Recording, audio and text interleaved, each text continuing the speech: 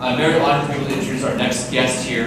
This is someone who's had a hand in some really interesting programs and has some research that covers a broad range of topics beyond just nuts and bolts UFOs. He's looked into many different interesting, fascinating, anomalous studies, and I consider that he's one of the foremost seasoned researchers when it comes to not just studying these things, but having a first-hand involvement with any of these things. So he's going to have a great presentation. I'm going to go ahead and introduce and have me welcoming and bringing in John Alexander. John.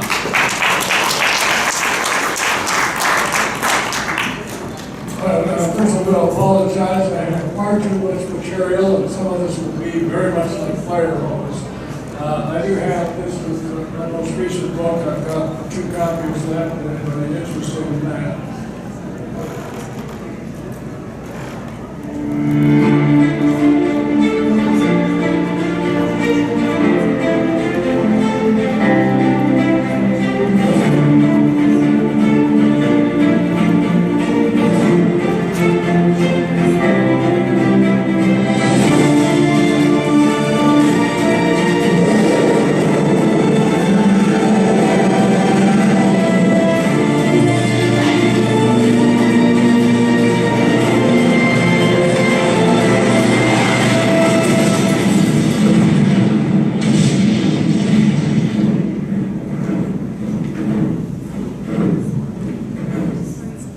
I've been investigating a story about a classified government program.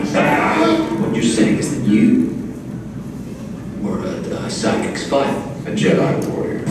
You will be a psychic weapon. Feel it, yeah! We don't fight with guns, we fight with our mind.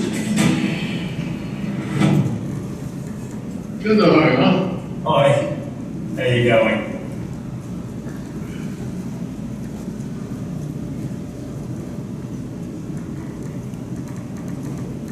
You're a great speaker. I always enjoy your conversations with people, and sometimes, you know, I was watching these, they sound like... Probably should do a vanity search just to see what's out there. You know?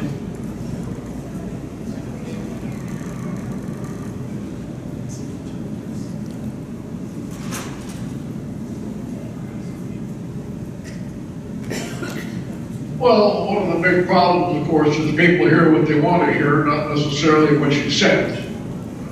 That's it. And people like us who think alike, you make a whole lot of series of connections, but the other person maybe is not, they haven't got the stuff in the center, so they don't quite know what to get.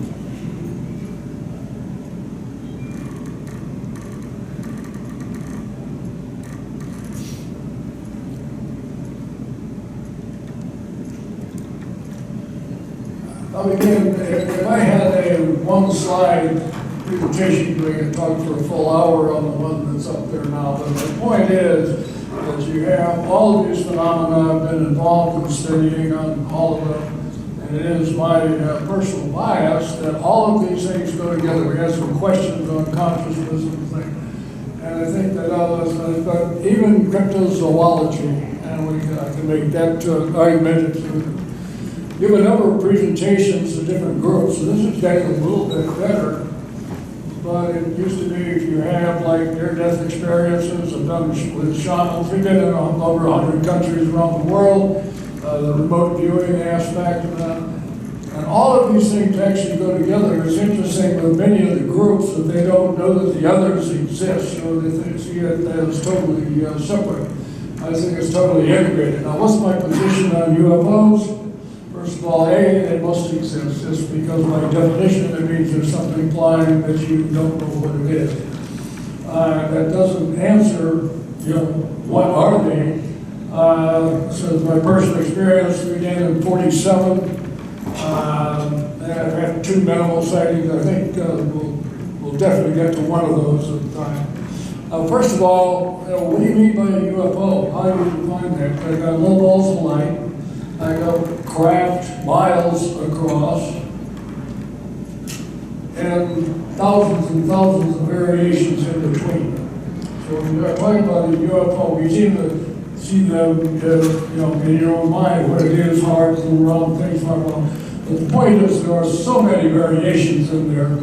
And for me, particularly from an ET perspective, that's the problem. Now, the question is not, is there life in the universe? The answer to that is yes. And you don't have to be a believer in anything like that. That is pure math. The point is, we keep finding more and more planets that are potentially inhabitable.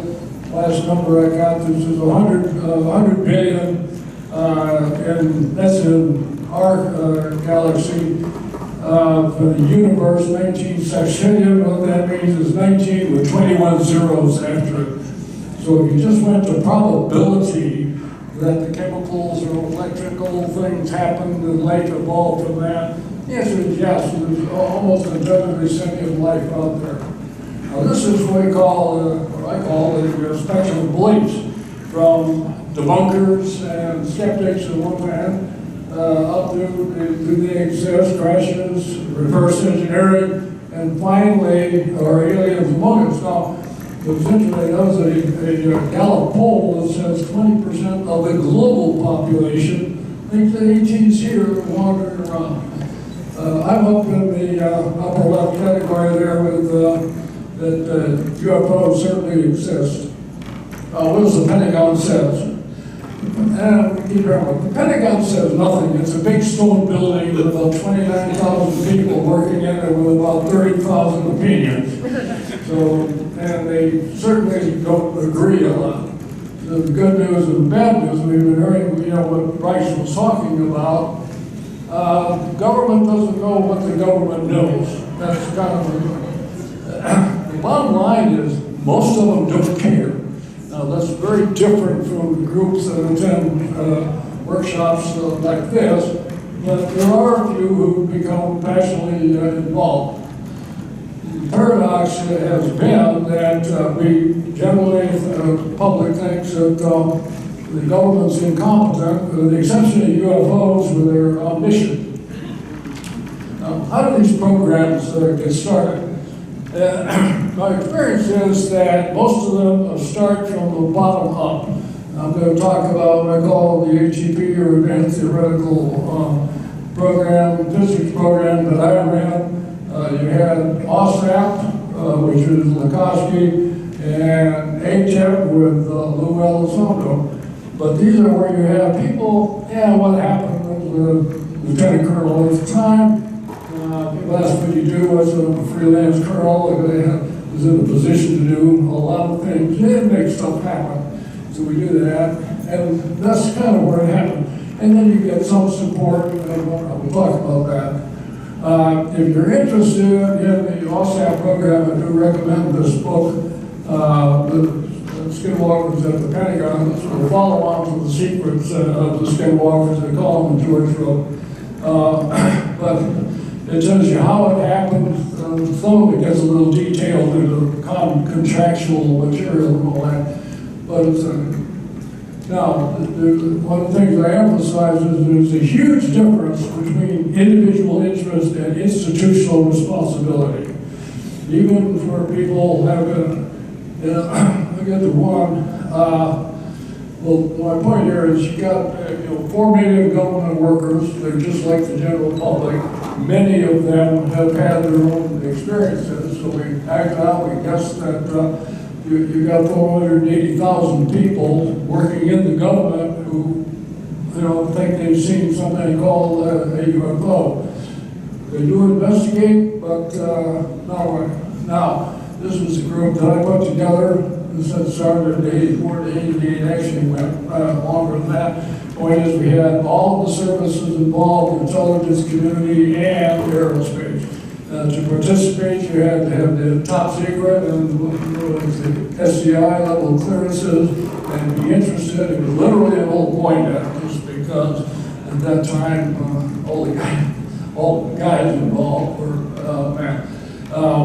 One of the requirements that was not obeyed was no written records. We called it, or I called it, the Advanced Theoretical Physics Group because FOIA had just come into existence and we didn't think anybody would ask for information on advanced theoretical physics.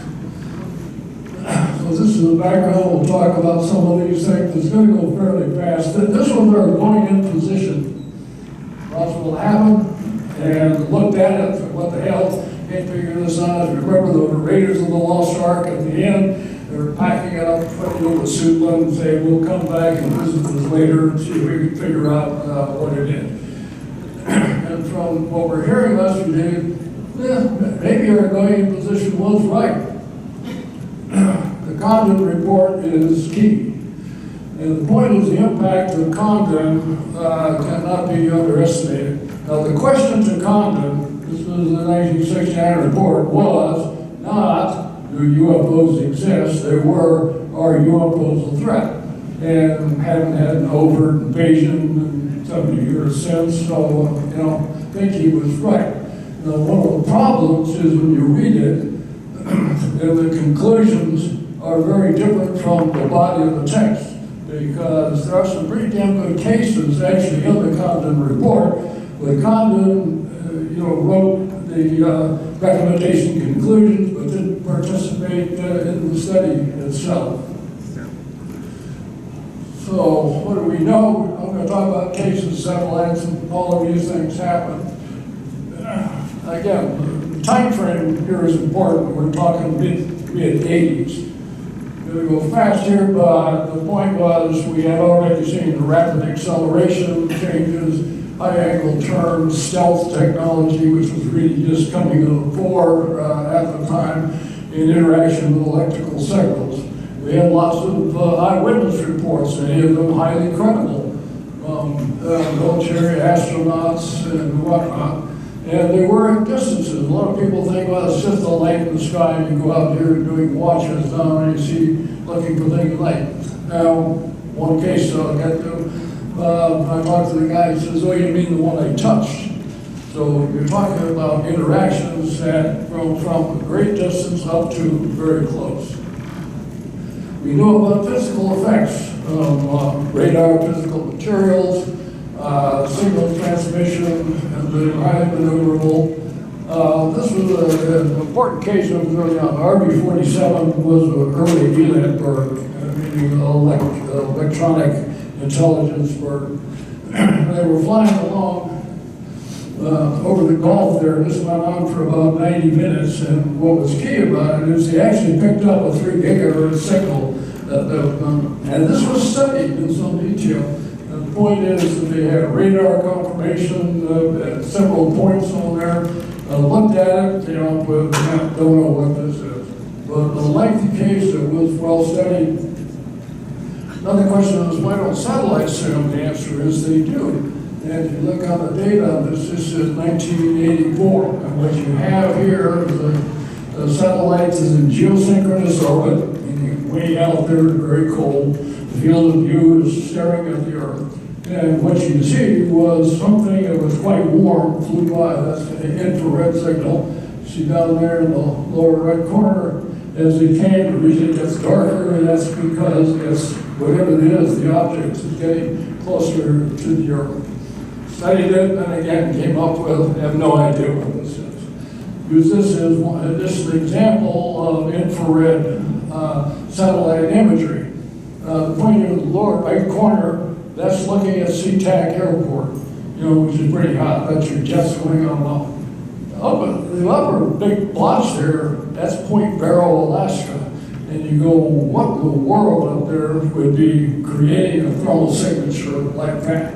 Again, they look at these things, don't know.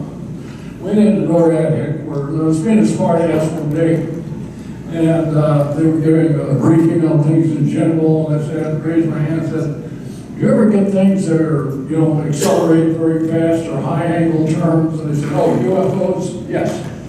And that was the end of the question.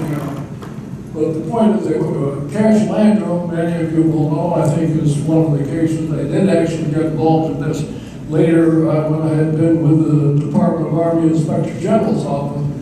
But the point was that you had 2 women and a boy. They were definitely exposed to radiation of some kind. Don't know what it was. Now the reason, the Air Force got sued over this because they saw helicopters flying around. And the helicopter, or the Air Force was in the Army, and they said, oh, those are Chinooks, those belong to the Army. And so it came to a friend of mine who was we got the case, looked at it intensely, absolutely believed the story. And by the way, the radiation is, and what happened to the three individuals is very consistent with their story. Cody, who was a little boy at the time, ran out and looked at going down the road, and seeing this thing floating, this exhibiting energy of some kind. And they stopped. Cody gets out, runs around, and looks. He gets back in the car. Lando stands behind the door, so her body is partially shielded, and Betty Cash walks around in front of it, is whole body radiation, and as you may know, actually died from leukemia sometime later. It's hard to say if there's a causal relationship, but their exposure to radiation was consistent with the story that they told. The JAL flight over Alaska, we know about that. That's one that you got a plane that's commercial JAL flight flying along, so we've got something the size of an aircraft carrier flying with it. We have ground confirmation from several aspects. Now, what happened to this is really kind of telling, because he came forward and mentioned the case, and for his effort, JAL fired him for embarrassing the company. So, people learned very quickly these are a bunch of cases that I did report on in UFOs. And the point here was that these cases, well, we had something called the Eskimo Scouts. And what people don't seem to know is there were a number of Soviet incursions. We're talking the bad old days, coming into Alaska. So the Alaskan Scouts were literally seal hunters, and also along with the National Guard were given radios and reports. And they had seen a number of UFOs. The point to me was that these cases came to me because, again, the Inspector General connection, they found them sitting in the drawer. The point was there was no place for the reports to go, even though they're pretty damn convincing about unusual things. Gulf Breeze is a case that you may know about. The point of Gulf Breeze went on for years. I like this when the case initially came up, the reporter, the editor of the paper that's now defunct in Gulf Breeze had gotten a number of pictures from Ed Walters and laying out there and was wondering, what do I do with these?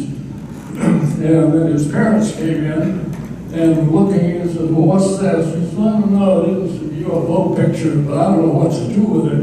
And they said, but those are the ones we saw. And so his response was, if I can't believe my parents, who can I trust? And again, this went on for the whole story about how I was one of the men in black and that sort of way. The Iranian case is of quite of interest to me. This was a very famous case. In fact, the guy went on to become a lieutenant general in the Iranian army, has come out and actually done TV programs and interviews. This was post-Shah.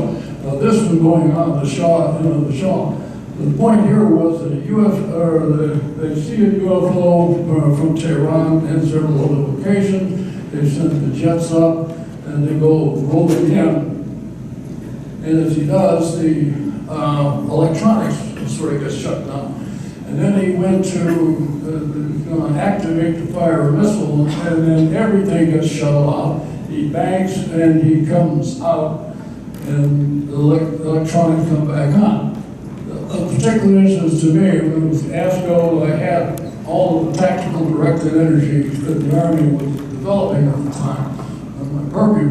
And the point is, I know how to shut you off, I don't know how to bring you back up again. And yet that's what happened in this case. The famous case in Brazil, retired colonel, is flying along, he gets surrounded by aircraft or UFOs, goes out, they send up several flights of interceptors. What was the most significant about this at the time, though, was the next day the air minister went up and said, yeah, that happened, and we can't do anything about it, and that's okay. So that was very different from what U.S. policy might have been on that. I think many of you are familiar with melt from Air Force Base. This had to do with interruption of missiles. They're on one site, and what's interesting is you have guards above the ground talking about UFOs flying around and doing something with them. They call down to Salas and say, "Hey, UFOs are here," and they go, "Can't deal with that now. The UFOs are coming, or the missiles are coming offline." So they call back to SAC headquarters, and they say, "Yeah, you got 6 or 8 offline. We got 10 out of 10 at another site." And the point was that the number that we would normally expect was, 2 in a year, maybe in the entire wing. So this was highly unusual.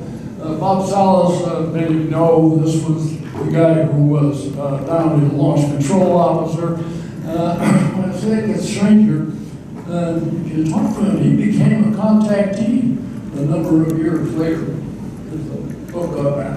It wasn't just the U.S. that was having this. This was a case in the Soviet Union. This is one that's the UFO is up there seen for hours by hundreds of people. And the difference there, remember our missiles shut down, theirs started spinning up. They had a different command and control structure than we did. But the launch control officers, my God, I'm about to start World War III and I can't stop it. And it eventually shut off.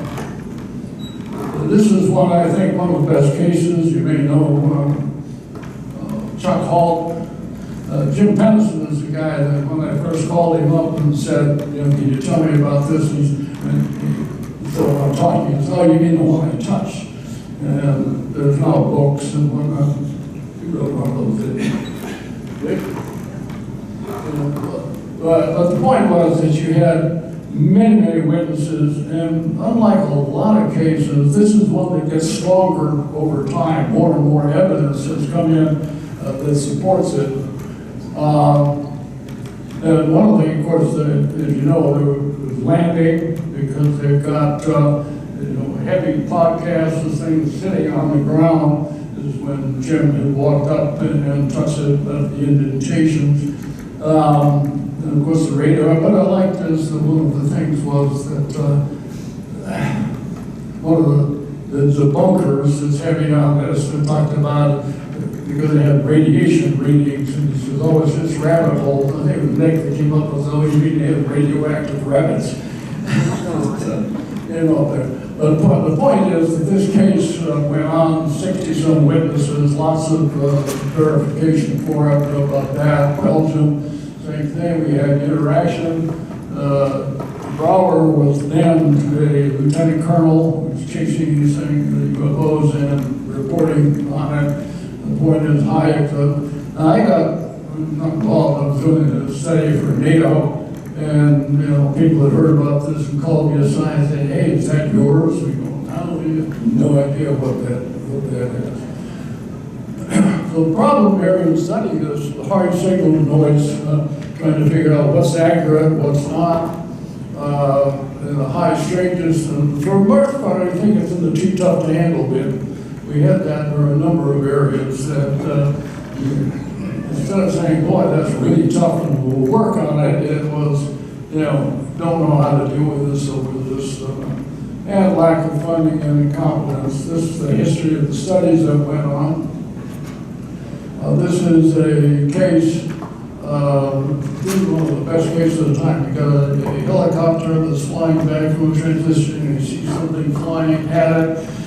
They're expecting a collision. He puts the collective down, and instead of declining as it did initially, something like the tractor beam picks this thing up and moves it around.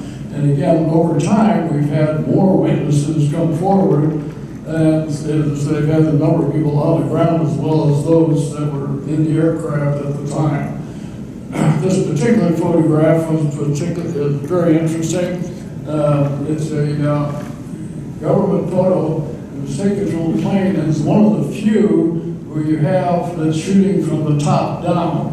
And so you've got perspective on where the craft is, where this has been thoroughly examined, and sure enough, you know, there that the lighting is correct and everything. It's interesting that they did not take this picture because of the UFO. In fact, they didn't see it until it was actually developed. This was a case that we became familiar with. This goes back to Blue Book, and it was interesting to have a B-52 that's out on a mission flying along, and he gets called and said, we want to vector you someplace. And they say, you know, what are we looking for? Well, you'll know it if you see it. And what happened is they flew over and they see this big glowing object on the ground, so hundreds of feet long, a couple hundred feet in diameter. And so it cruise out, and then something comes up and chases the B-52, and they had a picture of the radar that's actually showing that. I get the disgraceful part. What the response from Blue Book on this was, they saw Venus. You say, you flew over Venus? And they also should mention there were many witnesses from other locations and places on the ground. But that they obviously were trying to make this just go away. Also, pilot observations. So if I were to say, and this is what's running, frankly, in the counter to some of the things that you're hearing now.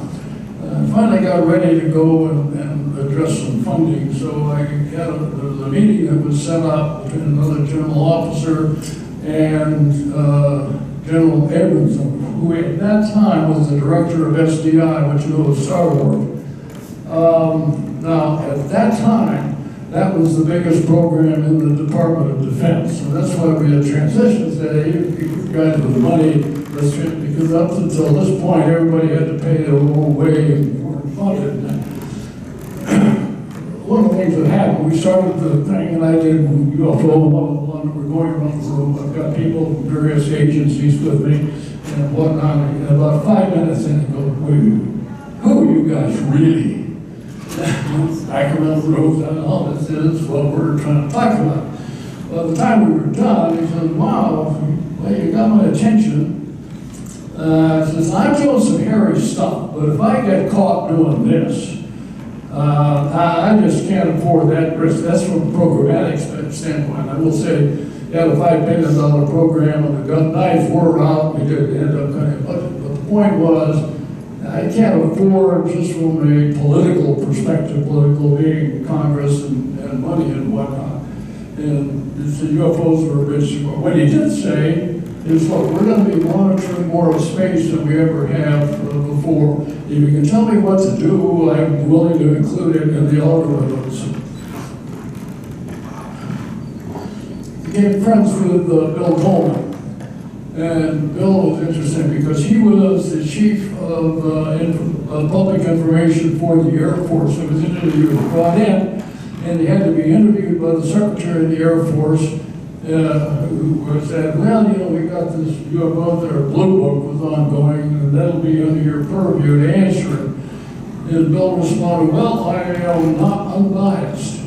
And the reason was that as he'd been a wing commander, he had been out one day, was flying along, and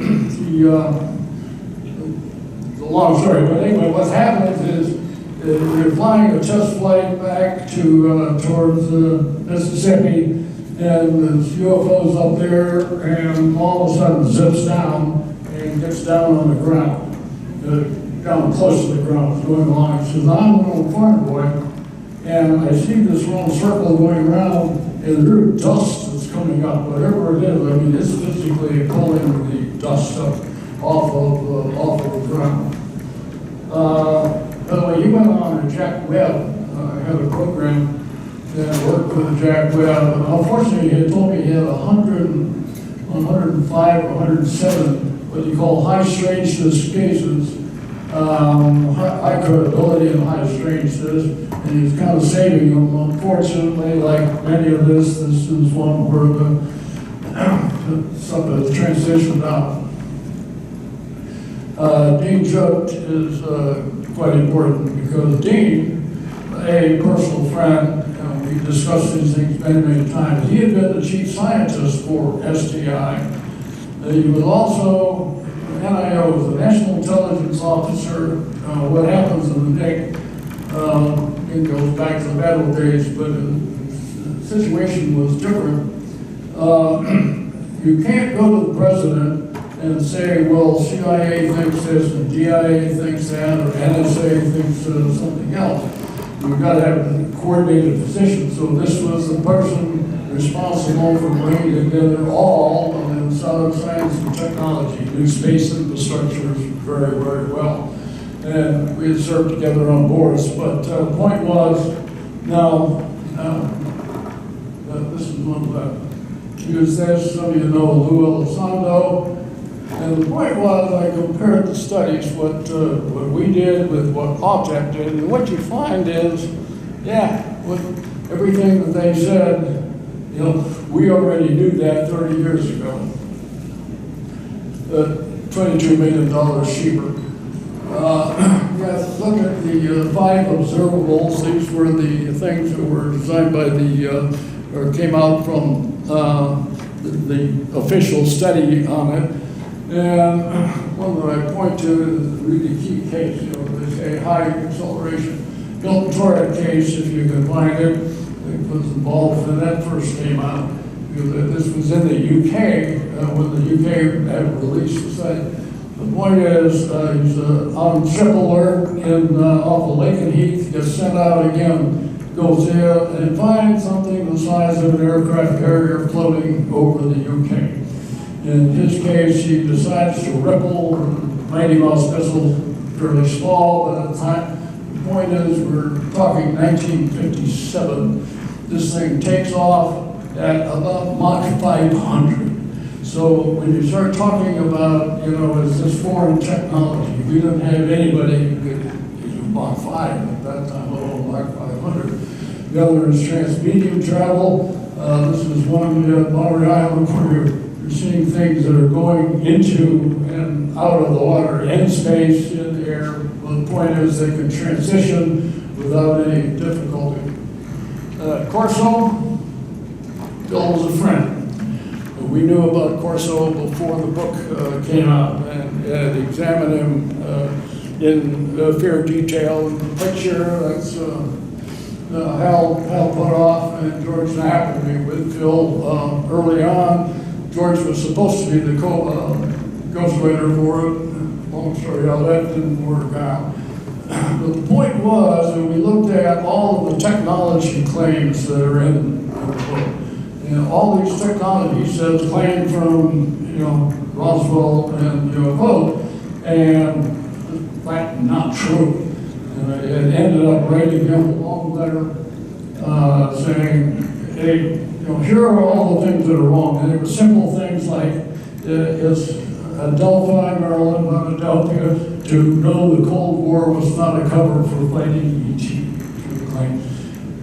Claimed he was writing a book on it. I was with him a week, I guess 10 days before he died. It was between his heart attacks. He was working on a film, not computer literate, so he was literally bringing everything out by hand. But this is the case that comes up. Now what's happened is, of course, we've now evolved into the all-domain, or what they call ARROW, if you will. And my point here is, if you look at the things that they're asked to do, it's really very materialistically oriented based on certain suppositions and whatnot. And I think that their bottom job is the bottom line, to get Congress off our ass, just do the minimum enough to keep them away. Of course, they did put out the report.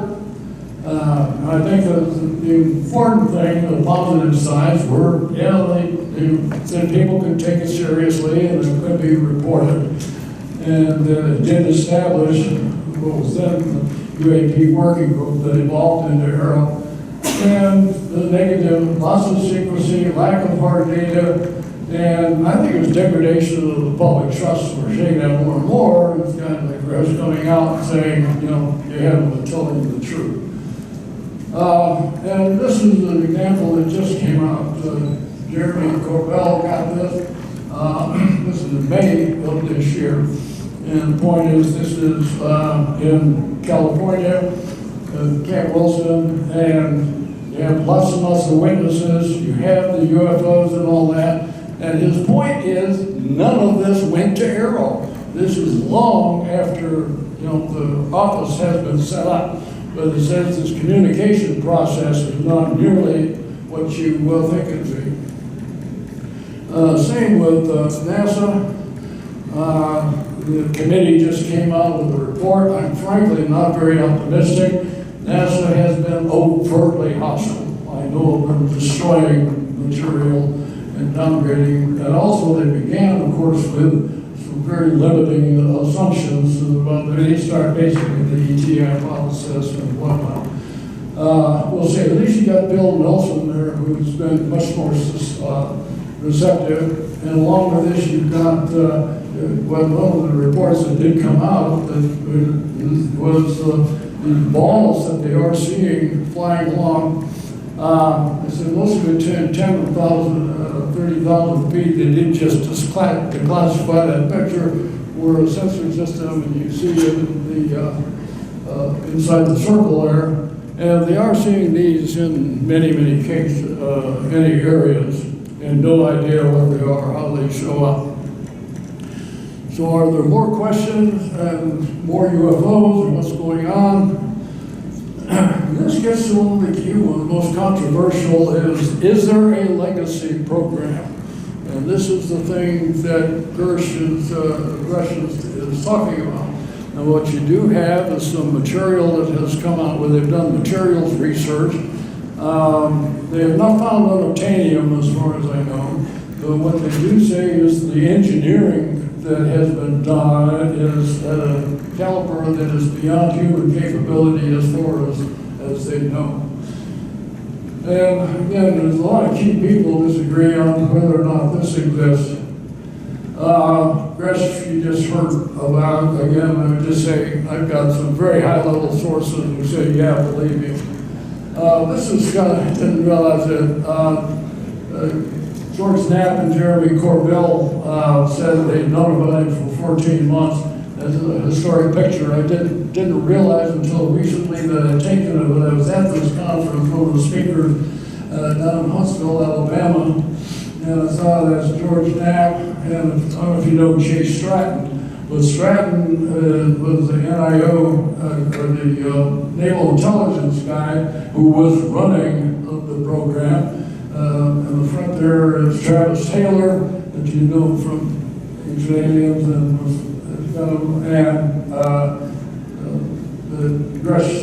like I said, at the time I was just standing across there in New Georgia, and I snapped a picture and I didn't know it was going to be historic.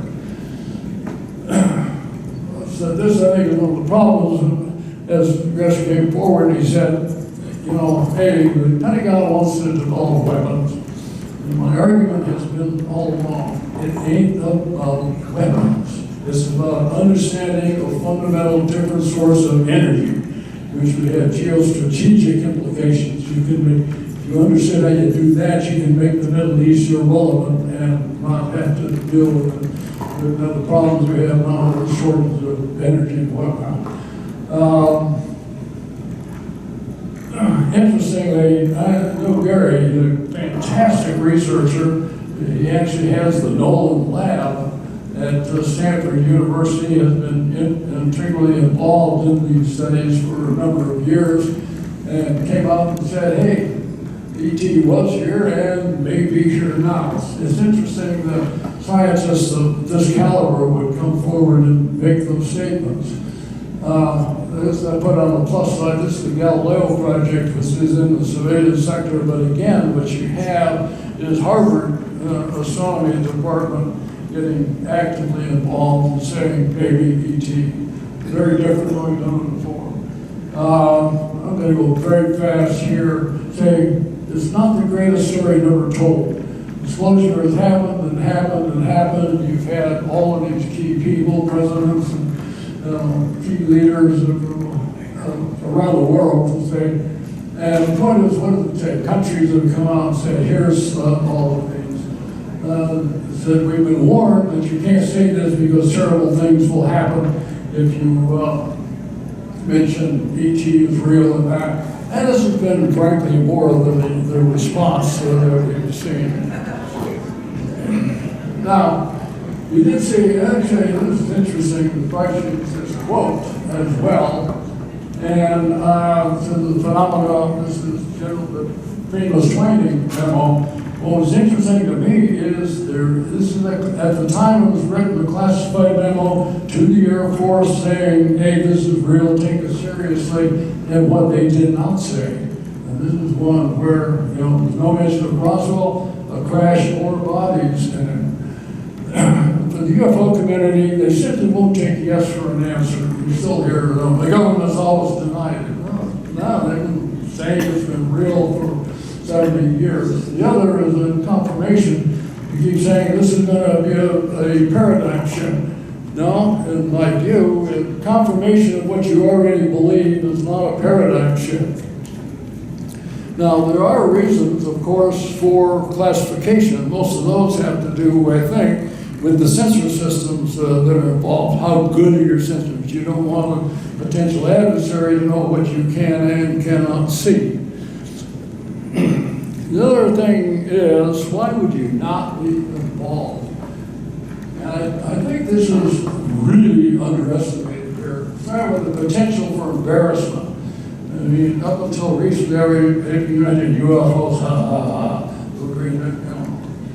I think also there's a very low probability of success. There's a thing, the complexity that we're dealing with is just mind-boggling. So what percentage of resources do you want to allocate against something you're not going to get? The final one cannot be dismissed. It's the work of the devil. And Lou Elizondo will tell you, he's been in Congress and had one senator tell him, you're doing God's work, and another one say you're going to go to hell for dealing with it. By the way, we ran into this in the remote viewing program and any number of programs that said, yeah, you can do that, work of the devil, shouldn't do it. And these are people at very, very high levels that do it. So that's not a small problem. The other one that I just want to mention, when you say, well, we want to have people involved in this, global war on terror sort of over. And my point to the chief whiz figure that I think nobody knows, we had people involved in combat more than 3 times the length of anybody in combat in World War II. You think about those perspectives. So, that's what they're coming out. Number of people killed, etc. Use this ranger as an example, coming home from his 14th combat tour. My point is, when you get to this from a DoD perspective, where do you fit, given, you've been in combat for 20 years? Chris Bledsoe case, this is really great.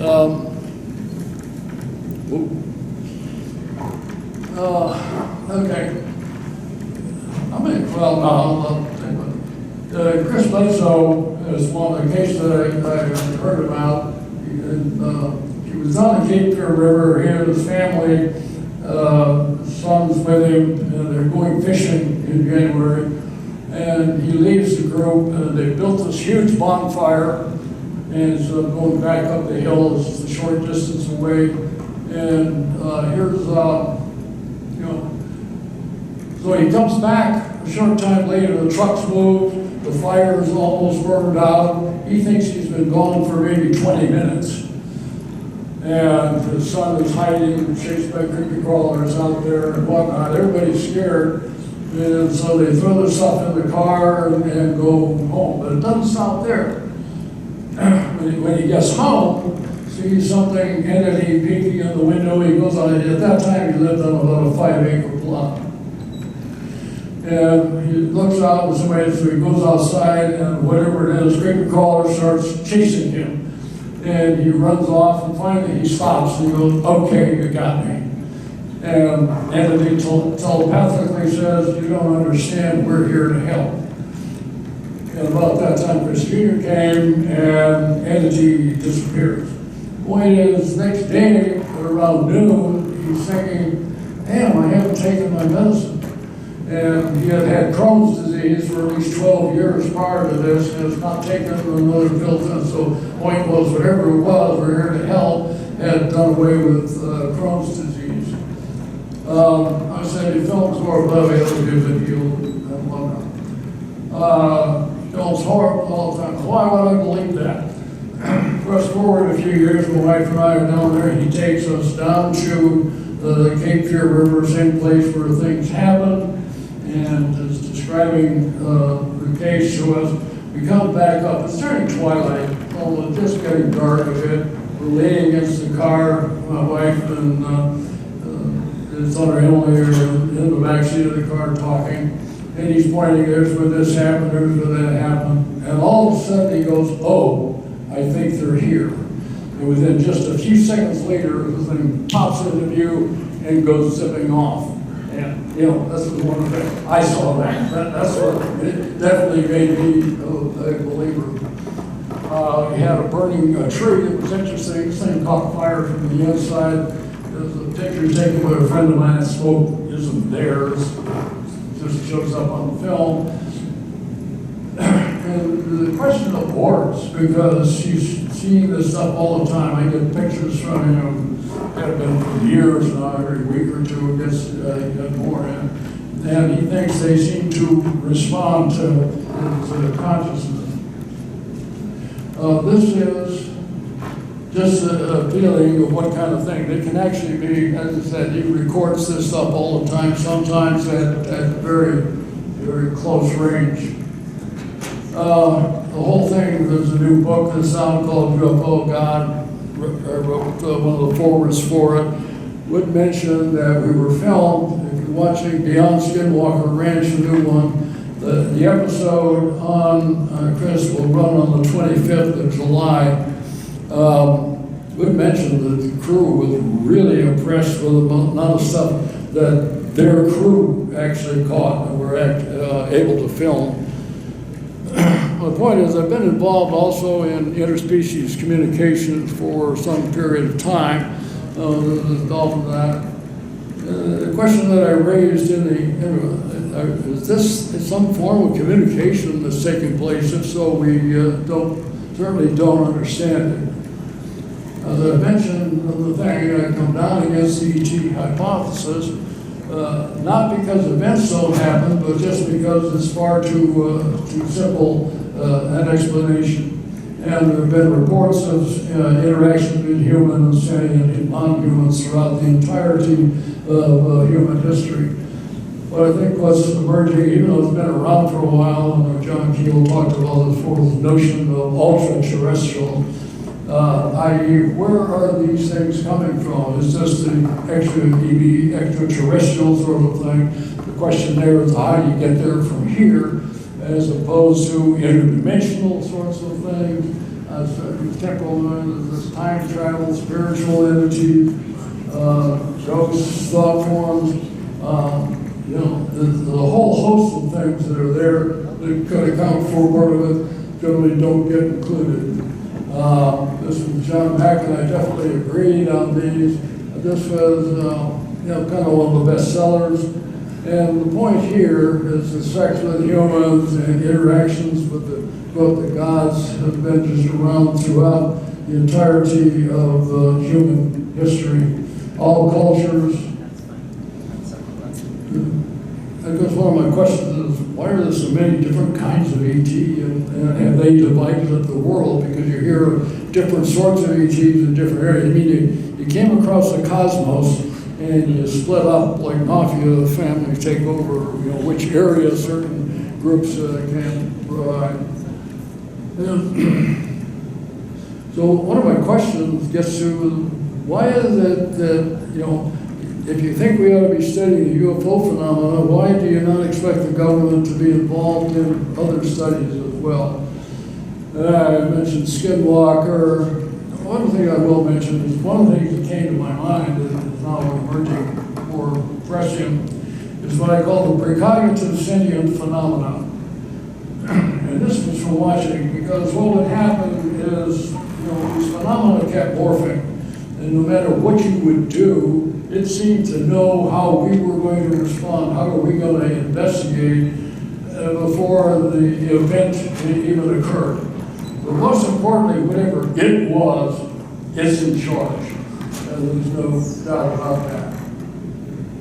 And this is not unusual in other studies as well, or other cultures as well, the notion of the trickster.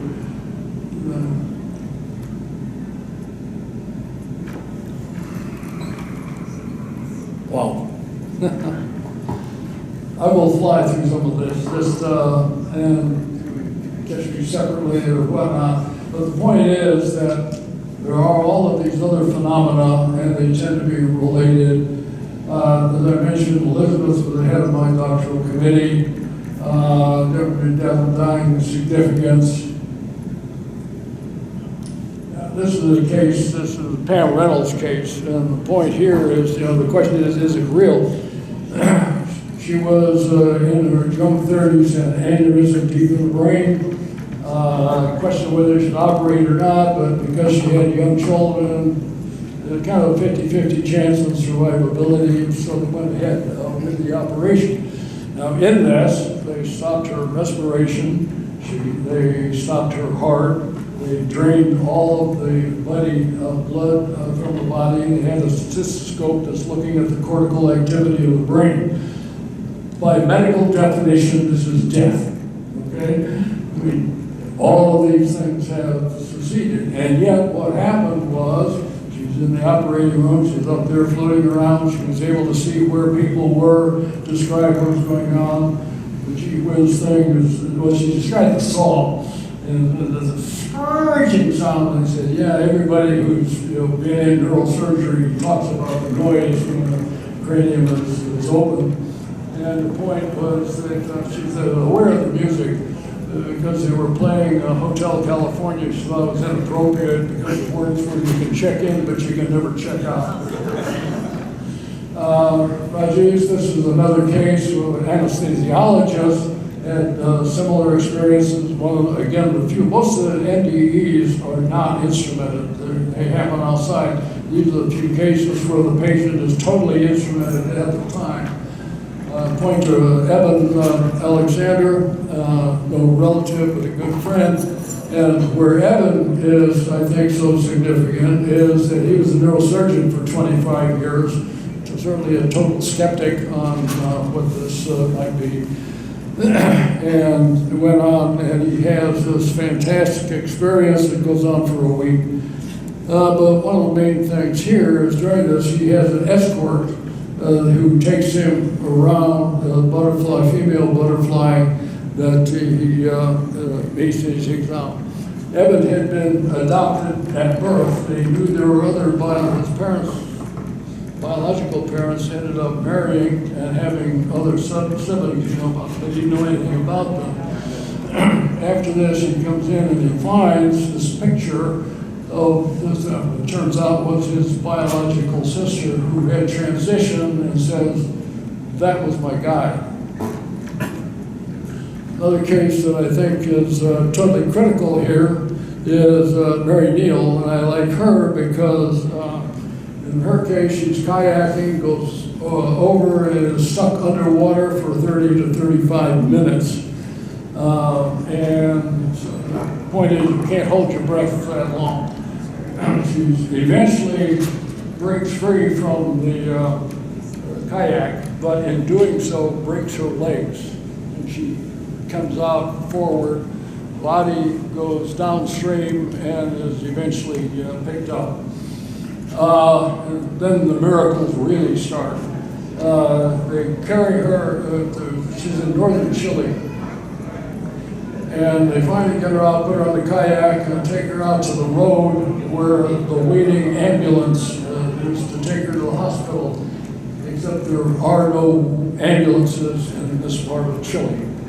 She was also given information, certainly that no mother wants to hear. She had young children, says, oh, by the way, when your son's 18, he's going to die. And sure enough, just after his 18th birthday, car zigs and zags, and and was killed. She's okay with that. But these are ones where, you know, the physical things just cannot be explained, whatever. I am now going to zip through to some.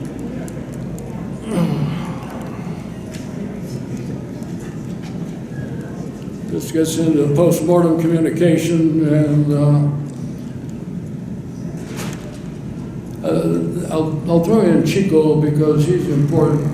This is a Brazilian case of he wrote several hundred books. And he points out that he didn't write any of them. These were psychographs that were dictated, you know, from the other side. And what was unique about this is University of Sao Paulo ended up doing a study because some of these people were known, and they were able to get known material from them and compare it with the stuff, the psychographs that were being put out. They found out it was 98% accurate and 2% that could not be determined. This is the deal with shamans and really neat stuff that I haven't got time for here. I'm going to get to the end. Yeah, well, this is one of the important ones compared to what. And of course, I was supposed to talk yesterday. At some point yesterday, the 32 trillion, and these numbers are spinning so fast, that's the national budget. My point here is that, you know, where do you expect the government to spend money? Because, you know, this kind of crowd, hey, this is important, we ought to go work on this. And then you go and say, well, compared to other things, this is where you're going to spend the money. So the point is, you run out of funds long before good ideas. If you're going to fund UFOs, what are you not going to do? What should we do?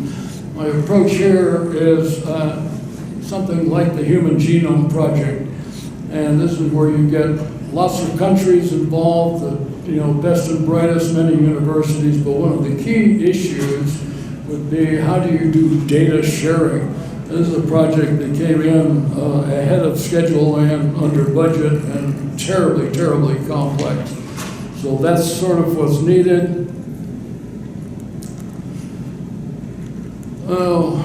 I mentioned this one in the Q&A, that consciousness is what's fundamental. This was the last line in the UFO book. It is clear that the universe is more complex than we ever imagined, and we're not close to solving these problems. I don't think we have the fun there. And the final one in this book is, yes, you are your brother's keeper, and you are a human or a spiritual being having a human experience. So with that, we've got to call it quits. Okay, thank you. Bye.